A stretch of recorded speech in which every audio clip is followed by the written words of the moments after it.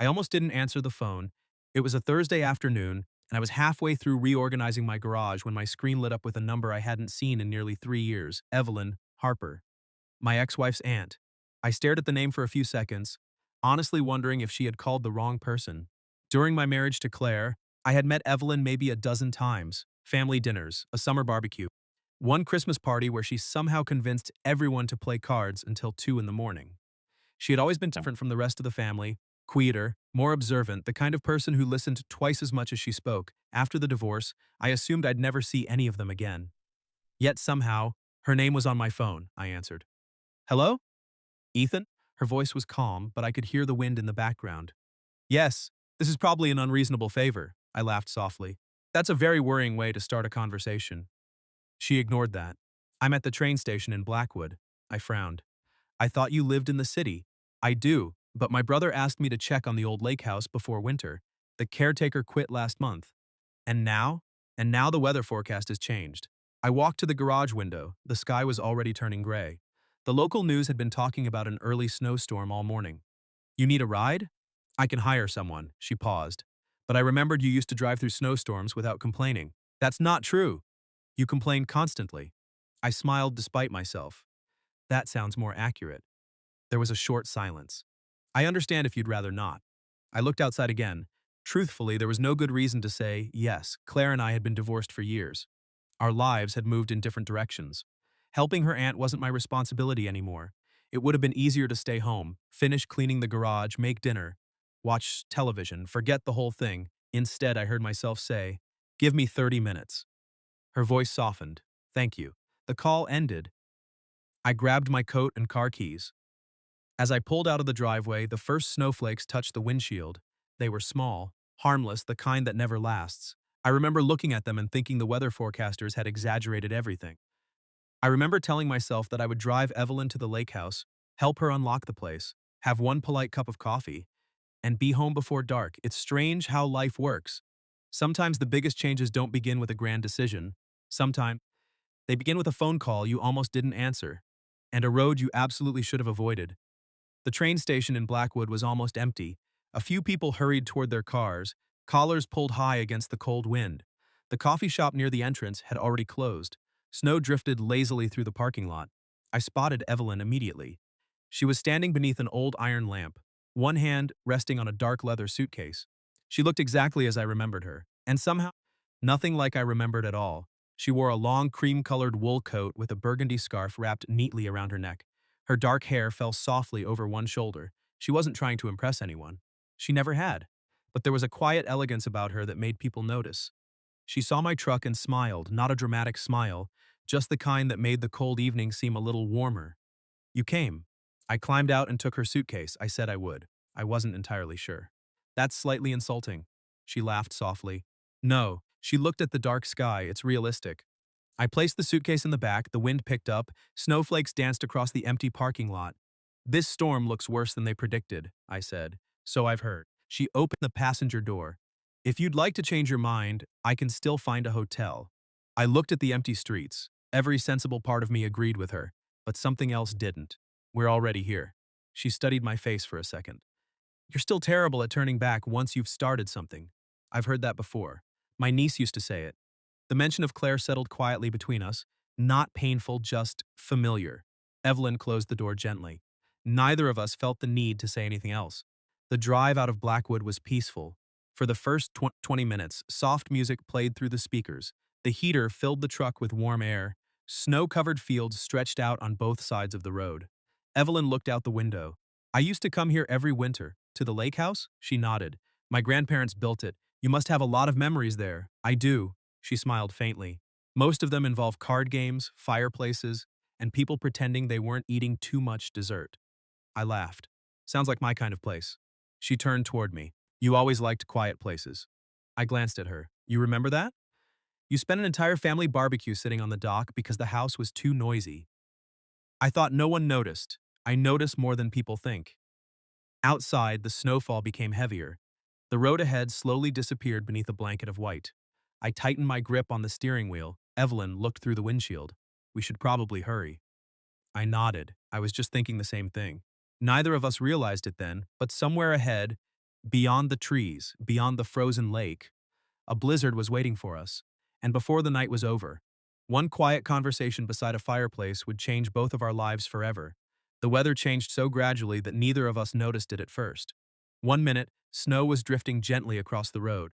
The next, the world outside the windshield had turned white. I slowed the truck. The headlights bounced off thousands of swirling snowflakes. The trees on both sides of the road looked like dark shadows. Evelyn sat quietly beside me. You can barely see the road. I know. Should we turn around? I looked in the rearview mirror. The road behind us was disappearing just as quickly. I'm not sure that's possible anymore. The truck moved forward carefully, 20 miles an hour, then 15. The wind slammed against the side hard enough to shake the doors. Evelyn pulled her coat tighter. I've seen storms like this before, and they're never as harmless as people think. I forced a smile. That's encouraging. It wasn't supposed to be. She looked through the windshield. It's only another 15 minutes to the lake house. I nodded. If the road stays open. Neither of us spoke after that. The radio crackled with static, then a weather alert broke through. Emergency warning. Heavy snowfall has forced multiple road closures across the county. Residents are advised to avoid all unnecessary travel. I reached for the volume button, the signal disappeared. Only static remained. Evelyn looked at me. I think we officially qualify as unnecessary travel. I laughed quietly. So this is partly your fault? Oh, absolutely, she smiled. I'll accept 50% of the blame. The truck suddenly slid, not far, just enough to make my heart stop. I corrected the steering wheel. The tires caught the road again. Neither of us moved. You handled that well, she whispered. I was mostly pretending to know what I was doing. People are often better at difficult things than they believe. I looked at her. You always talk like that? Like what? Like you've hidden little pieces of advice inside ordinary conversations. She laughed softly. I spent years teaching literature at the university occupational hazard. That surprised me. I thought you worked in publishing. I did. Before that, I taught. What made you leave? She looked back out at the snow. I fell in love. I didn't ask anything else. Some stories tell you when they're ready. A few minutes later, we reached the old bridge that crossed the frozen river. The truck stopped. I stared ahead. A large pine tree had fallen across the road. Its branches were buried under fresh snow. The path to the lake house was completely blocked. The wind howled around us. Evelyn closed her eyes for a moment. There's another road. I looked at her. It goes through the forest. It's longer, and no one uses it during winter. I tightened my hands around the steering wheel. That sounds like a terrible idea. She opened her eyes, then she smiled. Unfortunately, it's also our only one. So I turned the truck toward the old forest road, completely unaware that once we entered those woods, there would be no easy way back. The old forest road looked as though no one had driven on it for weeks. Snow covered everything. The trees leaned over the narrow path, their branches heavy with ice. I kept both hands firmly on the steering wheel. The truck crawled forward, 10 miles an hour, sometimes less. Evelyn looked through the windshield. I used to walk this road when I was a little girl. In winter? She nodded. My grandfather believed cold weather built character. I smiled. And did it? No. She laughed softly. It mostly built a lifelong dislike of frozen fingers. The sound of her laughter made the storm seem a little less frightening. Outside, the wind had become fierce. Snow swirled through the headlights like clouds of white smoke. Then, through the trees, I saw it. A large wooden house standing beside a frozen lake. Warm lights glowed from the windows. Relief washed over me. We made it. Evelyn looked out quietly. My grandfather always left a lantern burning. I frowned. But no one lives here, I know. She smiled gently. Some traditions survive the people who start them. I parked as close to the front steps as I could. The moment we opened the doors, the wind hit us. It was freezing. I grabbed her suitcase while she hurried toward the porch. Snow covered the old wooden steps. She unlocked the front door. The lock resisted for a second. Then clicked, the door swung open. Warm air didn't greet us, only silence. The electricity was still working, but the house felt empty, like it had been waiting a very long time for someone to return. I carried the suitcase inside. The living room was beautiful. A massive stone fireplace, bookshelves, old family photographs, large windows overlooking the frozen lake. A decorated Christmas tree stood quietly in one corner, covered with a thin layer of dust. Evelyn looked around the room. I haven't been here since my parents passed away. You never came back? She shook her head. Some places hold too many memories. She walked to the fireplace. I should light this. I'll help. A few minutes later, flames slowly came to life. The room filled with a soft golden glow. The storm outside seemed even darker by comparison. I looked out the window. The snowfall had become impossible to see through. We're not driving anywhere tonight. Evelyn stood beside me. No, she spoke so quietly I almost didn't hear her. I don't think we are. At that exact moment, the lights flickered once, twice. Then the entire house went dark. The fire was suddenly the only light in the room. The wind howled across the frozen lake. Somewhere outside, a branch struck the roof. Evelyn took one slow breath. Then she looked at me. I think. She managed a small smile. We may be stranded. I looked out into the endless white darkness beyond the window. Then, back at the fire, the storm had trapped us. The roads were gone, the power was out, and somehow, I had the strange feeling that this night was going to reveal things that neither of us had ever planned to say aloud. The silence after the power went out felt strangely heavy. The old fireplace was now the only source of light. Golden flames danced across the walls, filling the room with soft shadows. Outside, the blizzard showed no sign of stopping. Snow crashed against the windows. The wind moved across the frozen lakes like something alive. Evelyn lit a few candles she found in a wooden cabinet. I was hoping the electricity would survive the night. You expected this? She smiled faintly. My grandfather always said the mountain makes its own decisions. And people? People simply adjust. I looked toward the large windows. I think the mountain and I need to have a conversation. She laughed quietly. I had a feeling you'd say that. The warmth from the fire slowly pushed away the cold that had followed us inside. Evelyn disappeared into the kitchen. A few minutes later, she returned carrying two old ceramic mugs. I found coffee. I looked impressed. You keep emergency coffee at an abandoned lake house? She looked almost offended. I'm not completely unreasonable. I accepted the mug. The coffee wasn't perfect. But somehow, in that quiet room, it tasted exactly right. We sat near the fireplace for a while. Neither of us spoke. The crackling wood filled the silence. I looked around the room. Family photographs covered the shelves above the fireplace. One picture caught my attention. A much younger Evelyn stood beside a wooden boat on the lake. She couldn't have been older than 25. A man stood next to her. His arm rested gently around her shoulders. They were both laughing. I picked up the frame. Your husband? She looked at the photograph. For a long moment she didn't answer. Then she nodded. Daniel, he looks happy. He usually was. She sat back in the chair. He believed bad weather was nature's way of forcing people to slow down. I smiled. I think he would have enjoyed tonight. He would have insisted we play cards and lose on purpose so everyone else felt clever. I looked at her. You miss him? She stared into the fire. Every day. The answer was simple, honest, no dramatic pause. No attempt to hide it. I put the photograph back carefully. I'm sorry. She shook her head. Don't be. She smiled softly. Loving someone enough to miss them isn't a tragedy. What is? She looked toward the dark windows. Never having loved anyone at all. The words settled quietly between us. Outside, the storm grew even stronger. A loud crack echoed somewhere across the lake. I glanced toward the window. You think anyone knows we're here? My brother does. And if the roads stay closed? She looked at the fire. Then they'll wait until morning. I nodded. Morning suddenly felt very far away.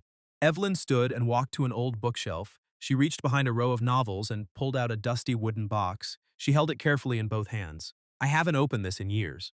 What is it? Her fingers rested on the lid. Things I promised myself I would forget. She looked at me, the firelight reflected softly in her eyes. Then, almost in a whisper, she said, If we're truly trapped here tonight, perhaps some secrets have waited long enough. The old wooden box rested quietly in Evelyn's hands. For a moment she simply looked at it, as though opening it might wake memories that had finally learned how to sleep. The fire crackled softly. Outside, the blizzard wrapped the lake house in a wall of white. I wasn't sure if I should say anything, so I waited. She smiled a little. My grandfather gave me this box on my 21st birthday. It doesn't look very large. It isn't.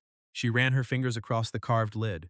But somehow, it managed to hold an entire lifetime. She slowly opened it.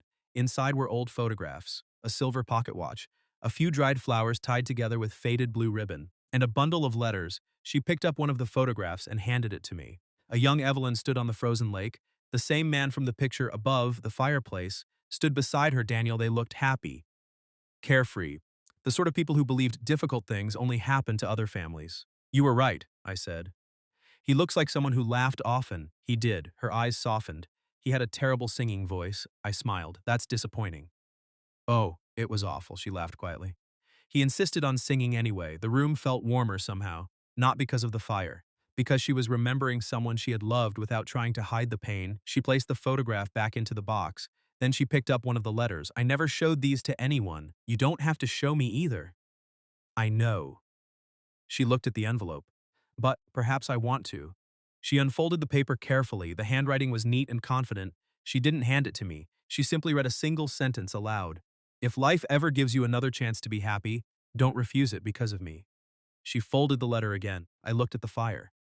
Daniel wrote that? She nodded. A few weeks before he died. I didn't know what to say. Some words don't need an answer. Evelyn looked toward the dark window. I was angry with him. Why? Because I thought he was giving up. A tear formed in the corner of her eye. He wasn't. He was trying to make sure I kept living. The wind hit the house so hard that the windows rattled. She smiled sadly. I promised him, and did you? She was quiet for a long time, then she shook her head.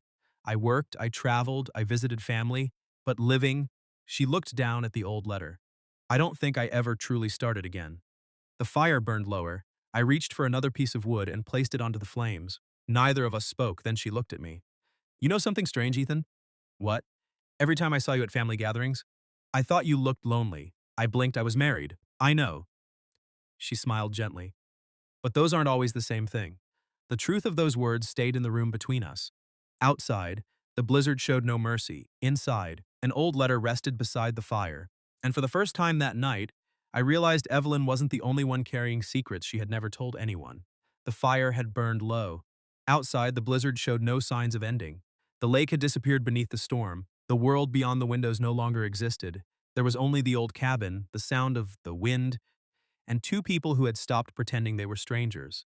Evelyn stood and walked into the kitchen. When she returned, she was carrying a small bottle of red wine. She looked almost embarrassed. My grandfather believed every lake house should have an emergency bottle. I smiled. For storms, for difficult conversations. She poured a little into two glasses. Neither of us touched them immediately. She sat back down near the fire. I owe you an apology. I looked at her. For what? For something I never said. The room grew quiet. When Claire told the family she wanted a divorce, everyone assumed it was mutual. I nodded slowly. It wasn't. Evelyn looked into the fire. She came to see me the week before she left. I felt my chest tighten. She was frightened. Of what? Making the wrong choice. The flames crackled softly. I didn't interrupt. She loved you. I know, but she wanted a different life. Evelyn smiled sadly. She thought staying would make both of you unhappy. I looked down at my hands. I spent years wondering if I had done something wrong. You didn't. She said you were the kindest man she had ever known. A strange laugh escaped me. That doesn't sound like a reason to leave someone. No. Evelyn shook her head. It sounds like a reason to stay. She wrapped both hands around her glass. But people don't always leave because something is broken.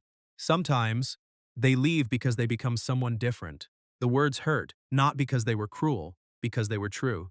She looked at me carefully. I almost called you. When? After the divorce. I frowned. Why? Because I knew what Claire had said. And what was that? Evelyn took a slow breath. She told me if Ethan ever thinks I stopped loving him, please tell him that isn't true. The fire blurred for a second. I realized my eyes had filled with tears. She said that? Evelyn nodded. She said love and forever are not always the same thing. Neither of us spoke. Outside, the storm hammered against the old cabin. Inside, years of unanswered questions quietly disappeared. Evelyn reached into the wooden box. Once more, she took out a folded piece of paper. I never intended to show you this. What is it? A letter. From Claire? She nodded. She asked me to keep it. I looked at the envelope. My name was written across the front. The handwriting was unmistakable. My heart began to race. Evelyn held it for another second. Then she looked at me with a sadness I couldn't understand. There is something you need to know. She looked toward the fire, then back at me. And almost in a whisper, she said, Claire never knew I kept this letter, and what it says may change the way you remember your marriage forever. The envelope stayed in Evelyn's hands. Neither of us moved. The fire cracked softly. The wind shook the windows. And somehow, the old lake house felt smaller than it had an hour before. I looked at my name written across the front. The handwriting was unmistakable. Claire, 3 years had passed since I had seen it. I swallowed. Why didn't you give it to me? Evelyn closed her eyes for a second. Because I made a mistake. She sat back in her chair. The day Claire left for Seattle, she asked me to keep the letter. She said if she ever changed her mind, I should destroy it. I frowned. And if she didn't, she told me to mail it after a year. The room was completely silent. I looked at the envelope. But you never did. She shook her head slowly. No, why? A sad smile touched her face. Because she called me 6 months later. I waited. She sounded happy. She had a new job, a new apartment, a new future. Evelyn looked toward the fire. And I thought sending the letter would only hurt everyone. I leaned back in the chair. So you decided for both of us. Yes, her answer came immediately. No excuses. No attempt to defend herself. I did. The honesty somehow made it harder to be angry. She placed the envelope on the small table between us. I've regretted it every winter since. The firelight danced across the old paper. I stared at it. I don't know if I should read it. You don't have to. What if it changes everything? Evelyn looked at me. What if it changes nothing? Outside, the storm roared across the frozen lake. The house creaked softly. It felt as though the entire world had stopped and was waiting. Slowly, I reached for the envelope. My fingers trembled. The seal had never been broken. I opened it carefully. Inside was a single folded page. I unfolded it. The first line almost made me stop breathing. Ethan, if you're reading this, then life didn't happen the way I hoped it would. I looked away. Evelyn remained silent. I read on. I know you'll blame yourself. Please don't. You were never the reason I left. 1,000 old memories rushed through my mind, the arguments, the quiet dinners, the airport, goodbye, the empty apartment, the divorce papers. My vision blurred. I kept reading. You gave me a home. You gave me kindness. The problem was never that you weren't enough. The problem was that I spent my whole life trying to become someone else. A tear slipped down my face before I realized it. The letter continued. If one day you find happiness again, please don't let the memory of me stand in the way. I slowly lowered the page. The room was quiet except for the fire. Evelyn looked at me with gentle eyes. I'm sorry. I shook my head. No. My voice was barely a whisper. She already forgave me. I folded the letter carefully. Then I looked at Evelyn. There was something else you said. She frowned. What? You told me that some secrets should stay between us. She looked into the flames. Then, after a very long silence, she whispered, because that letter wasn't the only promise I broke that day. The words stayed in the room. That letter wasn't the only promise I broke that day. The fire crackled softly. Outside, the storm had become almost violent. Snow struck the windows. The old lake house groaned under the weight of the wind. I looked at Evelyn. What do you mean? She didn't answer immediately. Instead, she stood and walked toward the large window overlooking the frozen lake. Her reflection moved gently across the dark glass. When Claire gave me that letter, she asked me for something else. I folded the page carefully and slipped it back into the envelope. What was it? She wrapped her arms around herself. She asked me to look after you. I frowned. Look after me? She nodded. She knew how you were. You stayed. In one place. You worked too much. You carried things alone. A quiet laugh escaped her. She used to say you would rather repair a broken fence than admit you were unhappy. I looked down. She wasn't entirely wrong. No. Evelyn smiled sadly. She rarely was. The room fell silent again, then she spoke. She made me promise that if life ever became too lonely for you, I would make sure you didn't disappear into it. I looked at her in disbelief. She asked you to do that? Yes, and I promised I would. She turned back toward the window, but after the divorce, I thought the kindest thing was to stay away. I thought seeing me would only make everything harder. The firelight flickered across the room, so I kept my distance. I watched from family gatherings. I heard about your work. I heard that you bought a little house and spent every weekend fixing it. She smiled faintly. I even heard that you still burned your coffee because you drank it too quickly. I couldn't help laughing. Family gossip travels fast. It does. Her smile slowly disappeared, but then your marriage ended, and mine had already become a memory. She looked at the old wooden box. I realized something. What? I had spent years keeping promises to people who were gone, and almost forgotten the promises I had made to myself. The wind struck the house hard enough to make one of the windows rattle. I walked over and stood beside her. The frozen lake had vanished beneath the storm. There was nothing outside except darkness. You know what's strange? I asked. What? If someone had told me yesterday that I'd be trapped in a blizzard with my ex-wife's aunt, I would have thought it was the beginning of a terrible joke. She laughed quietly. And now? I looked out into the snow. Now I think it's the first honest conversation I've had in years. She was very still. Then she looked at me. There was no uncertainty in her eyes anymore.